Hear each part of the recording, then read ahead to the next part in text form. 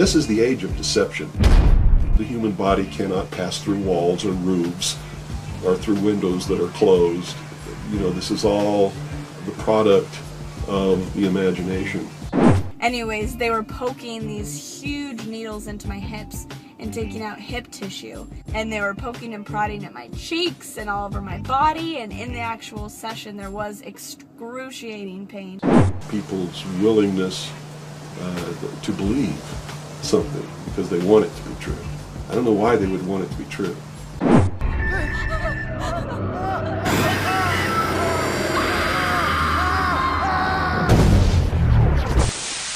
Perhaps we need some outside universal threat to make us recognize this common bound. I occasionally think how quickly our differences worldwide would vanish if we were facing an alien threat from outside this world. What do you think about aliens? I don't think there are any. At one time, I thought that there were, simply based upon documents that I'd seen while I was attached to the intelligence briefing team, the commander-in-chief of the Pacific Fleet. At that time, and even for many years afterwards, I did not believe that the government would use me in that way. I had devoted my whole life to government service. I had been in the Air Force, I was in the Navy, I was a river patrol boat captain in Vietnam. I had proved myself. I had combat ribbons with the V for Valor. There was no doubt of my loyalty to my country. And maybe that's why it was so easy to use me, because I wouldn't doubt that what I saw was real. But over the years, I've done a lot of research. And what I've discovered is there's no proof existing anywhere that extraterrestrials are real, or that have ever visited this planet, or that they exist anywhere in the universe. There is not one shred of evidence anywhere. We know now, within the early years of the 20th century, this world was being watched closely by intelligences greater than man's. On October 30th, 1938, the Mercury Radio Network interrupts the music of Ramon Raquello and his orchestra from the Park Plaza Hotel of New York City for a special news bulletin. The infamous War of the Worlds broadcast begins with its terrifyingly real description of an invasion from Mars. And before the night is out, 1 million people will run panicked into the streets. I'm extremely surprised to learn that a story which has become familiar to children through the medium of comic strips. After what has been a closely guarded secret for nearly 50 years, Orson Welles' original broadcast turns out to be no mere show business stunt. Should have had such an immediate and profound effect upon radio listeners. But instead was a complex psychological warfare test conducted by C.D. Jackson for the Rockefeller Foundation. When the results are compiled nearly 2 years later, they are released to an elite whose names most men will not speak of over a whisper. Among them groups like the Bilderbergers, Trilateral Commission, CFR, and the Federal Reserve. C.D. Jackson was the equivalent of being the head of the National Security Council in the White House under Eisenhower. He was the chief of psychological warfare. The breakthrough discovery that the War of the Worlds broadcast was actually a psychological warfare test is key to understanding why experts believe that the Federal Reserve, the Bilderbergers, and other closed exclusive elite groups are pulling the strings that control our societies. There is lots of evidence, tons of it in fact, that there are a group of people who want us to believe in some extraterrestrial threat from space so that they can cause a world government, bringing together of all the people to resist that external threat. And the first time that I saw any reference to that, I was reading some papers from the Carnegie Endowment Fund, and there was a record of a speech. It was a dinner for Viscount Nishiki of the Japanese delegation, the Japanese imperial delegation, in 1917. And John Dewey was one of the speakers. And the first sentence out of his mouth, as I was reading this, I almost fell out of my chair, because this was in 1917, and he said the best way to cause all the people of the world to come together in one world government and end war forever would be if we were attacked by some other species from some other planet. And boy, that just clicked with me, and I knew that that this is just another scam. This is the age of deception. There's no doubt about it. And then 8 times during Reagan's administration, he inserted almost the exact same phrase into 8 of his speeches. And it's a scam. That's what I can tell you. There's also Area 51. You remember there was a great sci-fi movie where there was an alien kept deep under the ground in Area 51? So first I had people go look at the records on Area 51 to make sure there was no alien down there.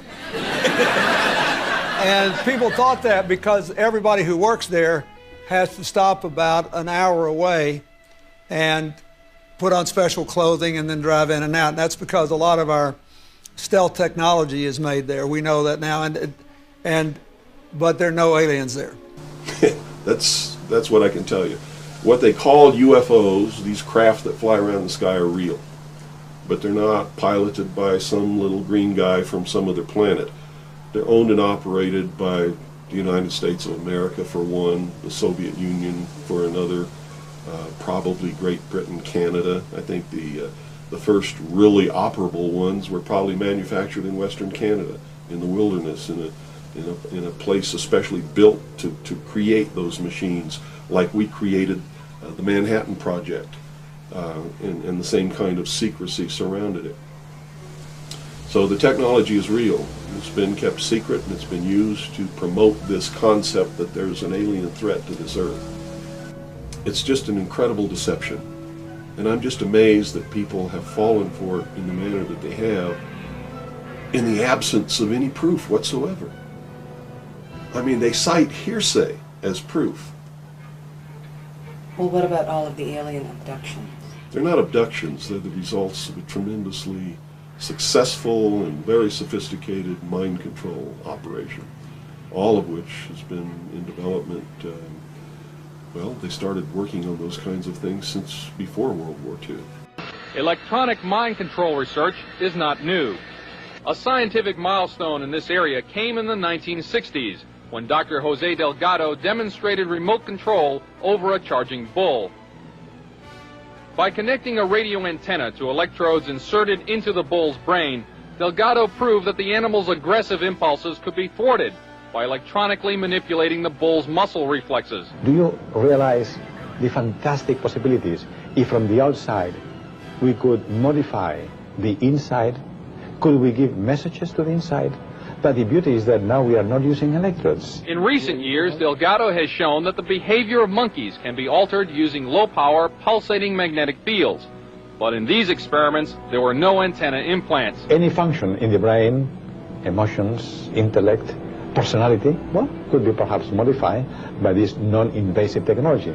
Delgado's research has so far been limited to animals. But in the Soviet Union, a radio frequency, or RF device, has been used for over 30 years to manipulate the moods of mental patients. But that's what it is. It's not extraterrestrials coming down. The human body cannot pass through walls or roofs, or through windows that are closed. You know, this is all the product of the imagination and people's willingness to believe something because they want it to be true. I don't know why they would want it to be true. You see, because if it were true, these are not friendly aliens. They're doing some terrible things to people. If I were to kidnap somebody, pass them up through the roof, and take them somewhere, and perform operations on them, and take samples of semen and ova from their, reproductive organs, and plant thoughts in their mind and all this kind of stuff, and then bring them back, guess where I'd be right now?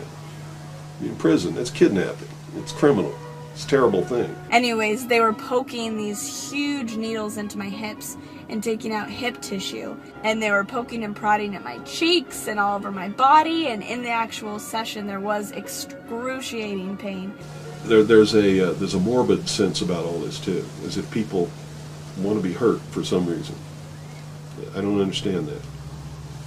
But that certainly is something that somebody needs to look at. Why do people feel that this needs to be real? What in them says, I want to be abducted and abused and kidnapped and raped and all of this stuff against my will, because they seem to take some kind of satisfaction that this is happening.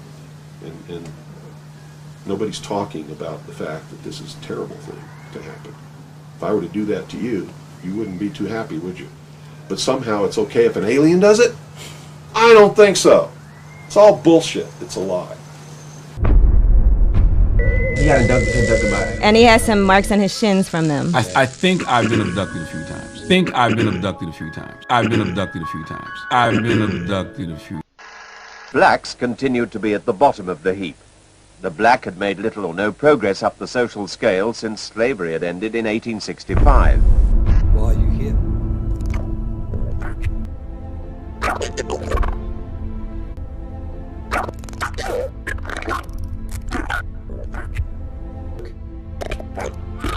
Yeah.